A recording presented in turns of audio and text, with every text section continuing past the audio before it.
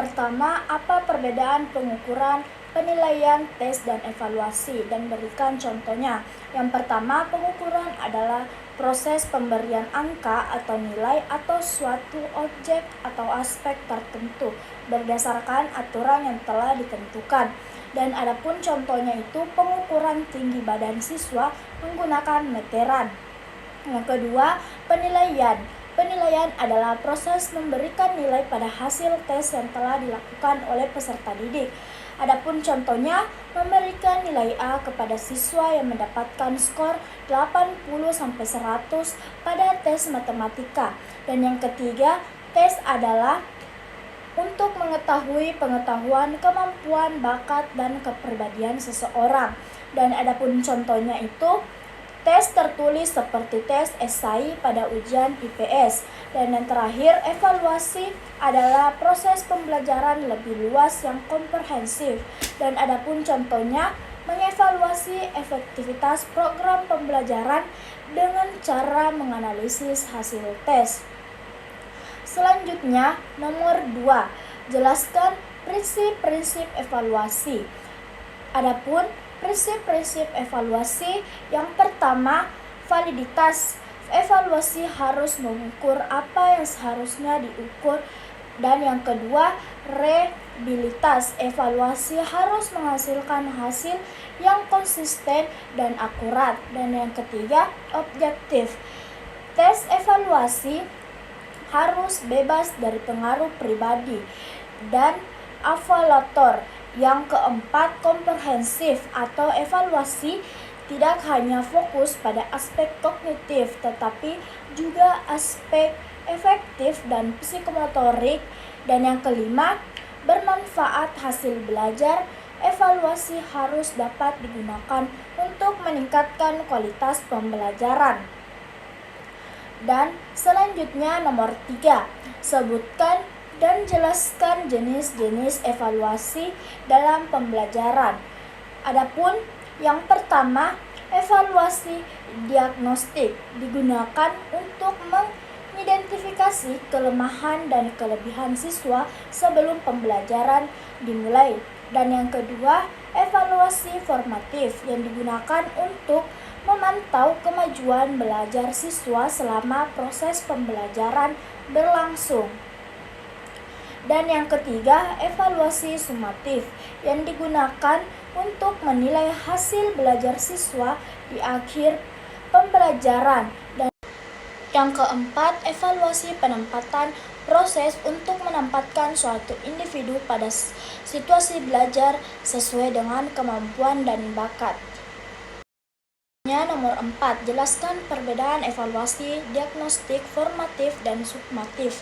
Adapun perbedaannya itu, evaluasi diagnostik dilakukan sebelum pembelajaran dimulai, sedangkan evaluasi formatif dilakukan selama proses pembelajaran berlangsung, dan evaluasi sumatif dilakukan pada akhir semester. Dan selanjutnya nomor 5, jelaskan tujuan evaluasi. Dan adapun tujuan evaluasi banyak memiliki pengetahuan proses yang terjadi dalam pembelajaran. Proses pembelajaran memiliki 3 hal penting, yaitu input, transformasi, dan output. Selanjutnya nomor 6, jelaskan sasaran evaluasi. Adapun sasaran evaluasi adalah suatu objek atau aspek yang ingin diukur dalam suatu proses evaluasi. Sasaran berupa yang pertama pengetahuan, yang kedua keterampilan, dan yang ketiga sikap dan kepribadian. Selanjutnya nomor 7, jelaskan fungsi evaluasi pembelajaran bagi pendidik dan bagi siswa. Bagi pendidik itu memiliki fungsi yang pertama untuk mengetahui keberhasilan siswa, yang kedua untuk memperbaiki proses pembelajaran, yang ketiga untuk mengembangkan kurikulum. Dan adapun fungsi evaluasi pembelajaran bagi siswa, yang pertama itu mengetahui kemampuan diri sendiri, dan yang kedua meningkatkan motivasi belajar, yang ketiga menambahkan atau mengembangkan motivasi diri. Selanjutnya, nomor 8. Jelaskan klasifikasi evaluasi menurut fungsinya. Evaluasi formatif memiliki fungsi memberikan umpan balik kepada siswa dan guru tentang kemajuan siswa dan membantu guru dalam menyesuaikan pembelajaran dengan kebutuhan siswa. Yang kedua, evaluasi sumatif untuk mengukur hasil belajar siswa. Fungsinya memberikan nilai akhir pada siswa yang mengetahui tingkat keberhasilan program pembelajaran yang dilakukan. Dan yang ketiga, evaluasi diagnostik untuk mengetahui kelebihan dan kelemahan siswa, berfungsi membantu guru untuk menentukan strategi pembelajaran yang tepat bagi peserta didik. Hal ke-9, jelaskan prosedur evaluasi pembelajaran dan berikan contohnya. Yang pertama, menentukan tujuan pembelajaran. Langkah pertama, menentukan tujuan evaluasi, apakah untuk mengetahui hasil belajar siswa, memperbaiki proses pembelajaran, atau mengembangkan kurikulum.